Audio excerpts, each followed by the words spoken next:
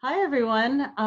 My name is Deborah Block. I am the producing artistic director of Theater Exile. I would like to welcome you to Conversations in Exile. It's part of our Exiled with Exile series, because we can do that. We can have that title.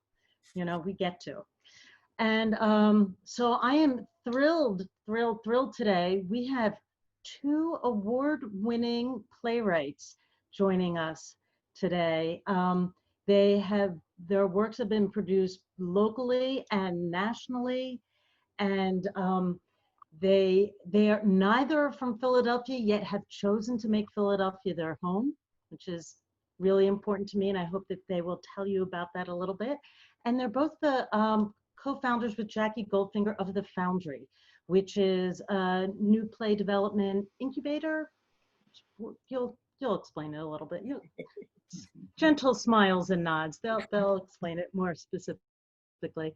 And to me, they are not only wonderful artists, but people who have taken their role of leaders in this theater community really seriously and have been great champions of new play development. As many of you have heard me say before, I feel that playwrights are the prophets of our time. I'm thrilled to be able to be here with two of those prophets, but not only people who are writing for themselves, but also encouraging others. We're at a time where it's really important, where voices are being heard, and that as a producer, I am putting things out there in the world. I'm really listening right now as to what are the conversations that need to happen. Theater Exile has always taken that responsibility very seriously. So I am so thrilled to have this conversation and pass it over to Michael Hollinger, you can wave, and Quinn Eli. Michael is also an associate professor at Villanova University. Well, and Quinn Eli. And Quinn is he's a professor of theater at Community College at Philadelphia, and will be running the program in the upcoming semester. So is there anything else I should say before you guys want to take it over? Sure. So, Sure. Yeah. So the one last thing I'm going to say, these guys are going to be chatting, and you guys feel free to ask questions in the chat. If they're able to get to that, they'll incorporate that, but I'm going to pop back in near the end, and we'll make sure that all questions are answered. And as well as at the end, something that I like to do is open it up at the end so we can all see each other. One of the things that I personally desperately miss is seeing people at the theater, whether it's before the show, after the show, just being able to share moments and inspiration and ideas with people around me. So that's something we do at the end of these conversations. It lasts about 30 minutes, 30 to 40 minutes, kind of like a nice little post-show discussion. So Michael, Quinn, thank you so much for being here. And I'm gonna go away for a little bit, okay? Here she goes. Okay. Poof. Thanks, Deborah. Now we can start drinking. Yes, let's begin the drinking. Quinn, do you want to just mention what the Foundry is and was? Because that's really where we met and was the beginning of our work and friendship. Yeah, that's true. So hopefully folks know, I've heard of the Foundry. It's a new work development initiative sponsored by Playpen that does something that, you know, Jackie had this idea that she brought Michael in and I in, be part of her little gang. And what we did was we wanted to create a space that made local playwrights feel like they were supported, like their work was taken seriously, like their voices were being heard, and most of all, that they had a sense of community and fellowship. Jackie always says, and I think this might have been part of the original mission statement, that we were watching a lot of playwrights we knew leaving the area, taking it almost as a given that they'd have to leave Philadelphia if they wanted to flourish as playwrights. So I think what we did with the Foundry was try to create a space where that wasn't a fait accompli, where people felt like there was some real support for them there. So, yeah.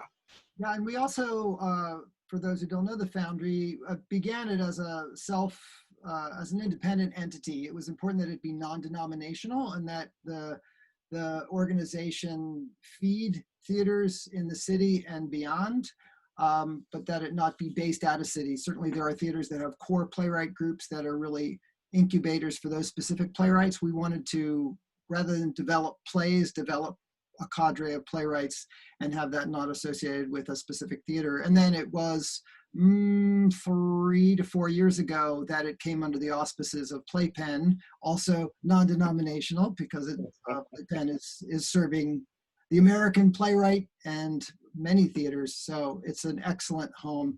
And now Quinn and Jackie and I have all rotated out of leadership, and it's being taken on by others, which is awesome.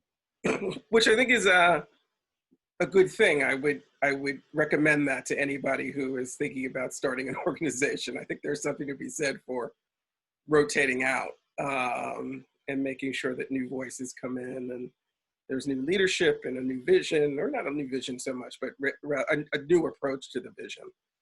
So yeah. So Michael, you've been out for what, 2 years or something, and I think I've been out for a year. Yeah, like but still mentoring, obviously. And one of the things I wanted to make sure to talk with you about when in this context is, what does it mean for you to be a writer who is also a nurturer of others' work, whether that be within the Foundry or with your many students over many years? In what ways are you fed by teaching? In what ways are you taught by your students and enriched by that? And in what ways do you feel like that that there's a sacrifice too, in terms of time and attention as an artist making their own work? The funny thing about that is that I keep thinking as a writer that I actually learn the most when I'm teaching basic composition. It's really, really great to sort of have to be vigilant about what language is and what it does and how it functions. And when you're responsible for conveying that to people, I think it makes you more responsible as a writer. So I'm always aware of that as the most concrete way in which it's not when I'm teaching playwriting, it's not when I'm teaching theater, it's actually when I'm teaching composition that I feel the most like a writer, because I'm really privileging language and being really, really conscious about language, what language can do, things that I tend to take for granted about how I sort of convey things and how ideas are disseminated. I feel like I have to be really attentive to that when I'm teaching composition. So that's what serves me. Can I jump in on that? Because yeah. Just not to interrupt you for long, but that feels exactly like the physicist Richard Feynman virtually said the same thing in terms of teaching physics. He kept saying that people kept wanting him to pay him to be brilliant and go off and think of brilliant things. And he discovered that was not very useful. What was useful was going back and having to teach the elementary physical principles to students, because it was by reiterating and rehearsing and revisiting the essential principles of physics that he actually discovered the ideas that were complex. Absolutely, yeah. No, that makes a lot of sense. And I've taught some script analysis at UArts, and it's a lot the same thing, which is this sort of breaking it down and really thinking about, what the scaffolding is of a play. So that's useful. So I like to think that it's always serving me on some level, but you're right. I mean, the more time you're spending in the classroom, that's less time that you're spending in front of your computer creating your own work, and you sort of have to just figure out where the vibrancy is. The funny thing is, I remember when my kids were really little, precisely the thing that you think is going to distract you the most. I remember this really distinctly, that there was so much energy in the house that came from having these two little Terminators running about. I remember feeling very distinctly in those days that I was picking up on their energy, and that it was doing the opposite of what I would have anticipated. It was making me more excited about my work, because I had to be so alert as a parent that it was making me more alert as a playwright. So, but yeah, we're constantly, that's, at some point you also have to just make your peace with it, that something's going on. I've got fire engines going on, but at some point I think you have to make your peace with the fact that you've decided that how you want to move through the world as an artist is as somebody who is absolutely creating his own work, but really, really spending a lot of time working in support of other people's work. And I'd be the first to tell you that it took me a long time to acknowledge that and to realize that that was my strength, and that that was in fact a gift and a blessing. It took me a long time to realize that. So it's great to be at the place I'm at now, where I'm like, well, this is the cool part, is that you learned all this stuff over 20 years of writing plays, and now you get to share it with people and they tell you stuff. And yeah, so I'm digging it. How about you? I love teaching more now than I did when I started, and I've been doing it for about 30 years in some form or another. I'm definitely fed more by it, more engaged by the students. I feel like one of the challenges as a university professor when I was much younger, and I started teaching on the university level in 95, so 25 years ago, was I was much closer to being a peer in terms of the age of my students. And so I saw them as my peers to some degree, and was, one is I'm sure I knew less. I think I knew less, but also I was shyer about owning what I knew and proclaiming what I knew to be true. And over time, as I get older and I'm less the peer of my students and more like the father of my students, not yet the grandfather of my students, but maybe someday, I feel a little more comfortable saying, let me tell you some things that I actually believe to be true and based on experience. And you don't have to take my word for it, but let me lay those out anyway and have them be principles that we can test and see whether they still hold up. And that's been nice, not like proclaiming, not like the pedagogue or the pedant proclaiming from the mountaintop and say, take notes because I'm going to cast my pearls over the classroom now, but more just let's speak truthfully about what evidence tells us is true about this art form. What is true about this art form? And I think as a teacher, I want everything to feel like an inquiry, like anything that is said should be received with skepticism, and we should test it to see whether it's true or not. And if it's not true, we scrap it or revise it. And if it is true, we say, all right, this is a principle we can stand on and is useful moving forward. And I think in writing, it does generally, I'm certainly jazzed by my students because they are continuing to innovate the form, sometimes wildly because they don't yet have craft. So they have ideas that kind of burst out in lumpy and fascinating ways. But as we all know, well, maybe we don't all know this. One of my beliefs is that young artists start out with all the energy and ideas, and they tend to create things which are a little wayward or a little lumpy as you acquire craft, and that there's kind of a sweet spot where you acquire enough craft to hold and shape your ideas.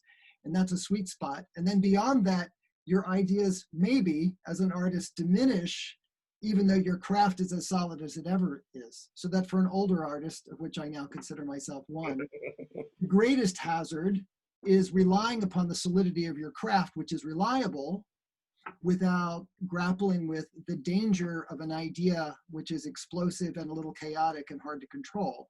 Whereas for a younger artist, the great goal, I think, is to acquire enough craft to shape your wild ideas so that they can have impact. And the thing I'm really enjoying now, this is where you and I differ, because you did a lot of different stuff in theater. And I didn't. I really came to theater as a playwright. And I think one of the things, the biggest lesson I've learned over the last several years is, you know, I'm jazzed by the students of mine who are doing everything, who are doing some acting, and they're also backstage doing costumes, and they also are writing plays. And I'm finding that their work is the work that I get the most excited about, that it just feels really, has this holistic sense of what theater is and can be. Instead of this sort of thing, the approach that I was taking for years, the sort of Arthur Miller, it's really just a novel, but it's on the stage, you know, and it has a kind of stiffness that doesn't take into consideration the collaborative efforts of everybody involved in it. And I find that my students are really like, they come out thinking of it that way. They're looking immediately, thinking about what can we do with lighting? What can we do with music? And And that's what I've learned from them that's been the most useful. So I find that, consistent with some of the stuff you're saying here, is that my stuff is starting to get wilder than I think it would have ever done before, because now I'm not thinking about it as fixed on the page. And that came from working with students who, that whole notion of it being fixed on the page was something they never even considered. Yeah, that's wonderful. I think about the Villanova program, and I was a student at Villanova where I now teach, and the master's program is very holistic. So, you know, when a student enters my playwriting class on, you know, in the evening, 4:30 to 7:30 once a week, many of them have just worked from 10 to 4 as set assistants or costume assistants or publicity assistants. Then they're in my playwriting class for 3 hours. Then they leave and they go into a 3-hour rehearsal as an actor or a stage manager or another crew member. So they're constantly kind of cross-pollinating between the disciplines of the theater. And so one of the pitfalls of playwrights, and you arrived at playwriting through other prose writing yourself, right? As a journalist. That one of the pitfalls can be that the three-dimensional space and what it offers is not always exploited right away, because it is words on a page, because it's a form of literature where you have character names and lines instead. And so I think the fact that students are shifting all the time between functions within this field makes it incredibly vibrant. And I know I learned a ton about the theater specifically through that way, just in a hands-on shifting between disciplines. And I love it, because I love meeting playwrights who are not thinking all the time about what's possible.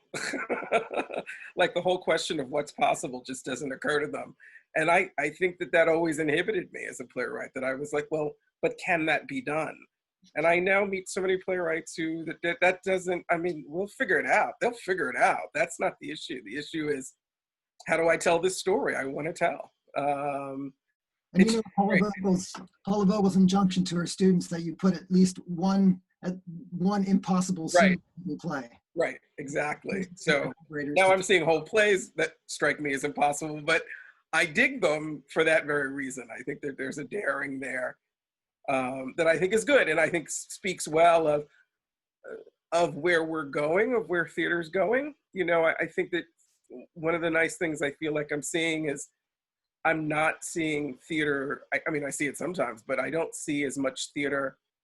Theater seems to understand that it's not going to compete with Netflix. And I think that and as soon as that recognition is made, the work becomes more creative and more daring and more vibrant, because it starts to move in its own direction and doesn't feel tied to, it just doesn't tie to the other things that are drawing audiences. Well, hence our current crisis, right? Because we've been pushed into screens.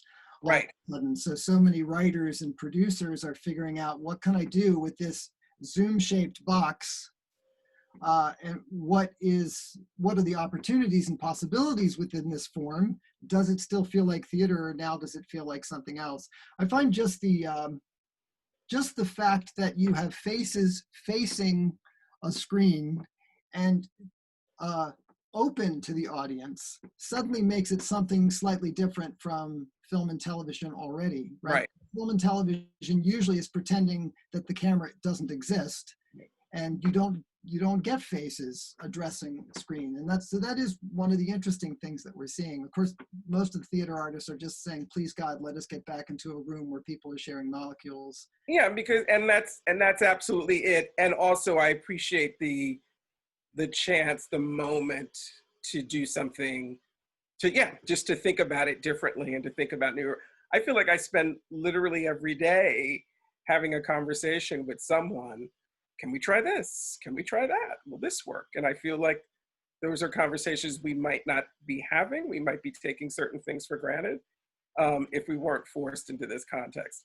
I always think about film noir in that sense. You know, they say that, you know, all these European directors came into the Hollywood system and found that they weren't allowed to do this and they weren't allowed to do that. So they invented a language, a vocabulary that allowed them to convey the things they wanted to convey. So things become shrouded in darkness. Suddenly in a way that, seems to illuminate the soul. I mean, it becomes, really interesting. And all it is them reacting to restriction. Like, you need a new Hays Code to I wouldn't go that far. Quinn, getting some questions here. Yeah, sorry, I missed it. No, they're just popping up now, and these are great questions, and particularly talking about current events and writers addressing current events. We are in the throes of current events at the moment, and I find, writers are very different in terms of their response time to current events and the degree to which they engage in the present and deliberately try to address the present, as opposed to not address it, as opposed to find something far outside of it, or to address it, but only 10 years later when they've processed it, speaking very autobiographically. I'm curious to know, for you, to what degree do you feel as an artist you have sought to specifically jump on the heat of the times relative to any issue? It doesn't have to be the pandemic and the racial unrest that we've been experiencing, which are the hottest items lately. Where do you live in that spectrum? Do you feel like you're a writer who is responding to personal experience, to public experience? Yeah, I wrote a monologue years ago that gets circulated all the time. I get emails all the time saying, we're doing your monologue for this or for that. And the last line, and it's about events much like the moment we're living through right now. And the last line of the monologue is something to the effect of, anyone who thinks this is a brand new awfulness just wasn't paying attention. So I think that's where I come down, is that nothing about, there are all kinds of, in all registers of awfulness that we're experiencing now. And of course, some are unique and distinct, but there are some that are as familiar as, I feel like I've been thinking about and living through my whole life. And so I can't imagine, writing a play next year that thematically, at least, is going to be so radically different from some of the ideas and themes that I've been thinking about, for a long, long time. I could imagine it being structurally different because I'm thinking about execution of the production. I'm thinking about production differently than I've thought about before. So I'm writing something now for CCP, for example. I think I mentioned this to you before, and I'm rewriting it to reflect what the presentation is going to be and what the production is going to look like. But thematically, just thinking about, the kind of stress, and I don't want to take this too far, but just to say that, injustice causes stress. There's a real psychic and emotional toll. And I've always been really interested in that. I was interested in that when I was a journalist. I'm interested in it as a playwright, and that still interests me and will continue to. So the difference now, and I admit it gets a little infuriating, is that now I've had people email and go, oh, now I get what you were talking about. And that kind of bums me out. Because it not only is it seemed to be that, you can't believe the light bulb has just gone off for them, but it also seems what's implicit in the statement, or the way I've experienced the statement, is, I thought that was all crap that you were talking about before. I thought you were being, touchy or, overly militant or whatever, I didn't know it was really actually going on. So it's really something that it has to be really writ large for some audiences. So someone saying, wow, that was really, when you wrote that thing 5 years ago, you really were being prescient. I find that insulting because I wasn't. I was just talking about the reality that has now only occurred to you. Yeah. There's a lot in that. Yeah, I'm sure James Imes, who wrote Kill Move Paradise, which a lot of folks saw at the Wilma, and a wonderful production, now streaming, is being told the same thing of, how prescient.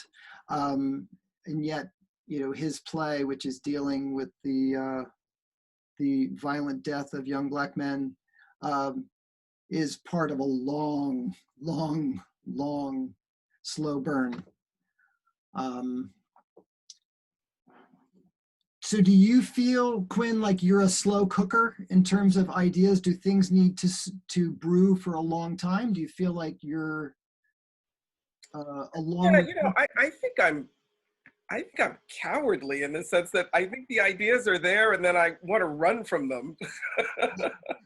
I don't want to make the commitment to, because I know what that commitment looks like, as you well do. I remember, it's just, I remember Lorene Carey said something to me about working on, I think she was working on Price of a Child, and being in the playground with her kid and loving her kid and loving the opportunity to watch her kid play in the playground, but knowing that really her brain was elsewhere. It was in the book. And that's what it takes, right? So I will admit that I often run from that, because I know once that happens, I become uncommunicative and unavailable and, disengaged from other things, parenting and whatever, while I do this thing. So, so all of that to say that the ideas do tend to come pretty vividly and pretty quickly, but when I move from it being here to being, written down, that there's a lot of cowardice and or I don't know what word. I sometimes hear my students berate themselves for procrastination, for example, or for not writing as many pages as they intended or that I required. And, it comes from fear, sure, but I would never call it cowardice. Like, if somebody said, you have to go out and fight the dragon now, who would say, yeah, great, where's my sword? Oh, you go like, I'm sorry, I'm too sleepy today. No, I'm sorry, I'm sad, I'm hungry. No, I broke a toenail. Who wants to do that? Everyone wants to have written. Everyone wants to, the ideas are the honeymoon. And then, I find like the writing part of it is a long, grueling process of false steps and missteps and being afraid to actually tell the truth and get to the bottom of things and finding the proper form and figuring out how to tell a story, and then the long slog of revisions. And that's not even taking into consideration the marketing of a play and letting it move through a marketplace, which is something entirely else. And when you talk about like, cowardice or whatever else that is, there are, of course, all those market forces which immediately suggest, well, who's going to care about this piece anyway? Yeah. Would anybody see this play? And it's 12 characters, so nobody's going to produce it. And so certainly there's plenty of voices to say, don't write that play. Take your children to the play. Exactly, take your children to get ice cream or whatever. So yeah. But so we'll see. I mean, like I said, I don't expect to come out of the other side of this thinking about the world in some profoundly new thematic way. I don't anticipate that at all. But after I left the Foundry, I worked with a couple of wonderful playwrights, Teresa and Kenya, who I think you know both of them, and put together a writers group specifically for writers of color, for playwrights of color, and I think that's probably been the single most useful thing that's happened in my whole career as a playwright, because suddenly I'm not in a room where I have to explain to others in the room where this is coming from. There seems to be a sort of shared sense of, if not a shared sense of the emotions that I'm working through, it could even just be a shared sense of, the other playwrights of the past who I'm trying to, you know, stand on their shoulders. So I don't have to, we were talking the other day about suitcase theater during the Harlem Renaissance, you know, and thinking about those folks and thinking about how that sense of being able to really think about what audience you're trying to reach can really, so it's amazing how, you know, when you talk about market forces, right?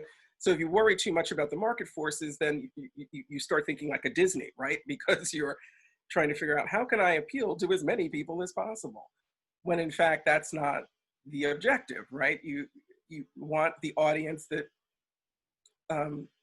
will feel engaged by what you're doing and what you're saying, which is not the same thing as saying that they'll agree with it 100%.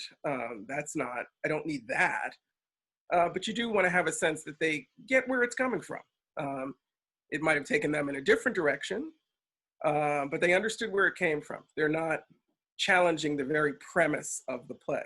You've heard me tell, anybody who knows me has heard me tell the famous story of being in a theater at a talk back and a woman raising her hand and saying, I don't know any Black people like that. You know, seminal moment as, and I thought, well, A, I got all kinds of things to say, but B, you're not my audience. So yeah, next. But oh, I see Deborah has posted a question for us. I don't know if you were done with that thought or not, but this, oh no, I'm done. Yeah, I like the word monsters. I do too. Question: what monsters are each of you facing as playwrights right now? I'll kick this one off because I am facing a monster at the moment. I'm working on a play about which I won't say a ton because it's monstrous, but it's dealing with gun violence, and it really derives out of my rage and hatred of humans who protect lecturers and continue to let gun violence persist. And I realized when I started having murder fantasies about politicians who have been specifically obstructive, I thought I need to do something with this energy other than shoot somebody. And I don't own any weapons anyway, so I'd have to participate in the gun market to do that. But I thought, well, I can't actually murder somebody, but I can actually write a play that deals with that. And what would it mean for me to be personally impacted and angry enough to affect the death of someone for a noble cause, for what I would say is a noble cause. So that issue, that idea for that play was so terrifying to me that I pretty much threw it in a lockbox for about 6 months before I allowed it out and began to kind of make some notes, and still didn't acknowledge that would be a play that I would be writing. And now have said, all right, I'm going to leave that box open now and draft it this summer, because I do think that rage is as good an impetus to write a play as anything. I couldn't agree more.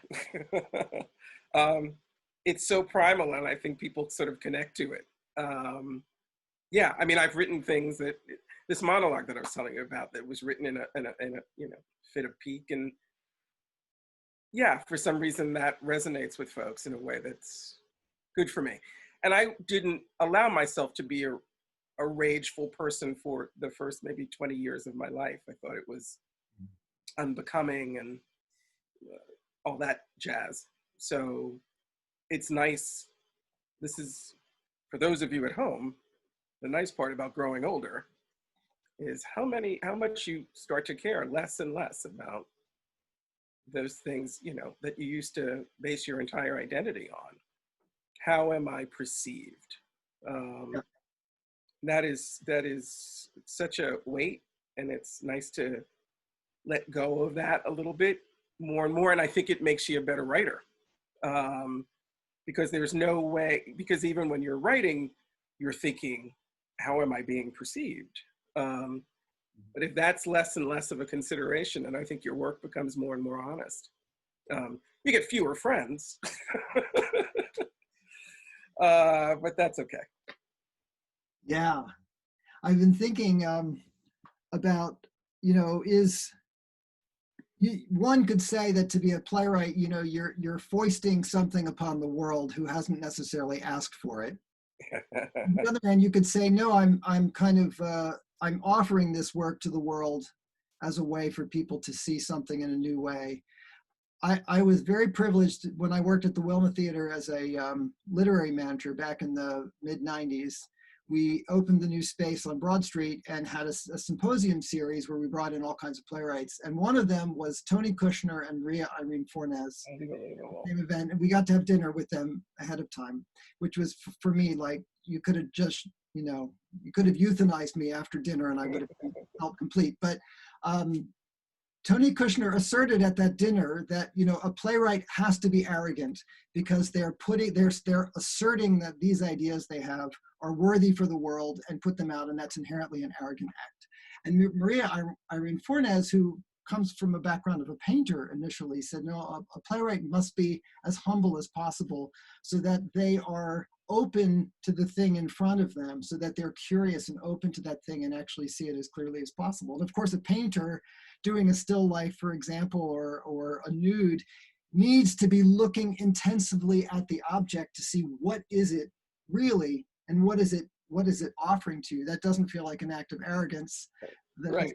Humility. And what I loved is that the two mammoth writers, right, two wildly different aesthetics, and both are true. Yeah. It is an act of arrogance, and yes, you must be as humble as possible because you don't control the subject nor the characters nor anything. You really don't if it's going to be any good. You listen carefully. Right. You try to shape it, but it's going to have a force of its own if you pay attention. I couldn't agree more. There was a question there about the monster on the page. What was that? How do you develop the discipline to write and face the blank page monster and battle it? Yeah, I mean, and that's kind of what I mean is that I delay and defer and delay and defer, but then once I'm in its grip, I'm in its grip. There's not much else that I'm thinking about or engaging with at the same level. So I think for me, it's just about coming to the table. But once the fight starts, I'm in it. And weirdly enough, I don't want to be anywhere else. But in that battle, no matter how exhausting and depleting it feels, I like those. I was on sabbatical a year ago, and I remembered, it was not that different from this in the sense that I would wake up and have no sense of time because I had been writing till 3 a.m. and sleeping till noon and then getting right back to it. And yeah. I would say, like, also the great hazard, hey, Deborah, the great hazard of the blank page is that it's blank. So, what I do is make it messy as soon as possible. I'm actually sitting at my writing desk here. This is the new play I'm working on. And so I specifically strive to make messy as soon as I can, without being precious about it, deliberately in an almost Pollock-like way, throwing stuff onto the page. So I never, I know that a lot of the stuff that I throw on it is not going to be very good, but I know by the middle of the second page, I'll be onto something. And if I stare at the page and wait for brilliance, I'm going to be staring a long time because that's not how it happens. So something I believe strongly is that inspiration doesn't precede creativity, doesn't precede the work. Inspiration follows the work. Get the fingers moving, and inspiration will know that it's been invoked and show up because you're ready to work, not because you're, I'll cut the grass until I get inspired. I build into, with my students, I build into the schedule, the 48 hours of not looking at the mess that you created and then coming back to it. I build that into the process for them because I want them to make a big mess and then I want them to look at it. Yeah. I spend a lot of time on the word revision, re-seeing, that you can't, you can't sit there endlessly. At some point you do really have to walk away, force yourself to walk away and force yourself not to go back to it for X amount of hours. so that you do come with some clarity. And it's, of course, it's, you know, the most heartbreaking and embarrassing moment of your life is when you go back and you realize this is what I was doing. But that's the only, for me, that's the only way. So I think it's a wonderful piece of advice to talk about forcing yourself away, but forcing yourself back and struggling with the craft. And I think there's so much struggle with it because it's so important. And whether you guys, how much you know it, but it's me as someone who watches your work and just, you know, I came to the theater because I want to see what you guys do. I want to experience what you guys do. I'm appreciative of how much you struggle and grapple with it, because it's what gives us, it exercises our minds as the audience. It helps us leave the monsters that you guys were grappling with and turn around and face the monsters that are outside there, and helps us be better thinkers so we can make the decisions in the world. So I just applaud all of your monster grappling that you have done, not just for yourselves, but again, both of you have been incredibly important in nurturing the voices, new voices in Philadelphia, and who affect our national landscape, but have worked here in Philadelphia. And I'm so incredibly appreciative of that. It's time to go. We have to stop. So I'll ask one more question really fast, because one of the things I'm so fascinated by, both of you are not from here. Both of you have chosen to live here as artists and work. And is there something about Philadelphia that feeds you, fuels you, or is unique, or you tried to move away from? Tell us just a little bit about your relationship to Philly and your work. Ren, you want to kick that off? I'll just say, you know, I will say this. Michael was here too. We both remember the bad old days where the words "there is no such thing as a Philadelphia playwright" actually did appear in the Philadelphia Choir. Those of us who remember those dark days, you know, you can do one of two things when you read stuff like that, which is you can feel really defeated and leave, or you can say, I'm going to prove something. So I know that I was really, one of the great pleasures of living here and working here, particularly over the course of the last, say, 15 years, is just watching, you know, theaters have all Philadelphia playwright seasons. Just really watching playwrights come to the fore, many of whom were part of Foundry, but that's another point. That's been a really excellent. So I think there's lots of reasons that I stay here, but I think that's been in a very sort of tangible and palpable way.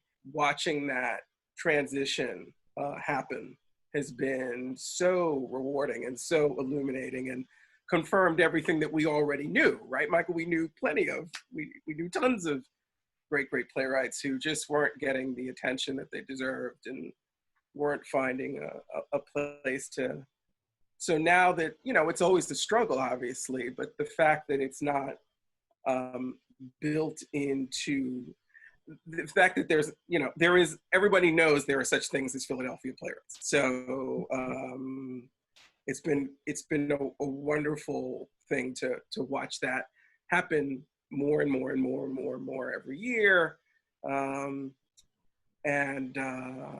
Yeah, I wouldn't be anywhere else. I'm a central Pennsylvania boy, so I moved here from York by way of Oberlin College, where I went to study music. And I just wanted to live in a city. I thought Philadelphia would be as good as any. I didn't realize that there wasn't yet a thriving theater scene. There were things happening, and there were some big places, but the sense of it's happening here, and this is the gumbo where it's all cooking together was not yet the thing. So I feel like my arrival was incredibly lucky in terms of timing, because the number of theaters that were formed by the late 80s, and then in the 90s, and then in the aughts and beyond, and then the foundation of the Fringe Festival, of course, which Deborah was right there at the heart of that, that this, you know, those who are new to the theater scene, particularly younger artists, don't have any notion that there was a time where very little was going on. What was going on was important, and interesting, and we won't go into the history of Philadelphia theater here because that's another episode.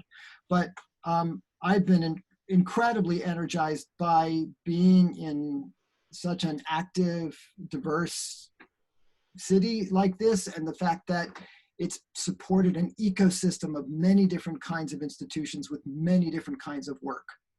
You know, we can have the most monolithic regional theater aiming for mainstream programming in the country, in our city. We can have the awesomest internationally produced devised theater ensemble. We can have the funkiest, most experimental theater. We can have the let's push it to the edge theater, Exile in South Philly. Little shout out there. You know, that there's a wonderful ecosystem of theaters. Please God, let them all survive the coronavirus, because it's going to be a long drought.